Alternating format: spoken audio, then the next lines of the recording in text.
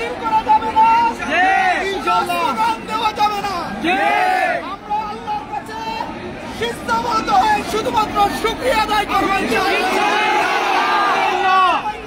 Slogan দিবেন না, কথা দিলেন নীরবে সবাই চলে যাবো। আগের মতো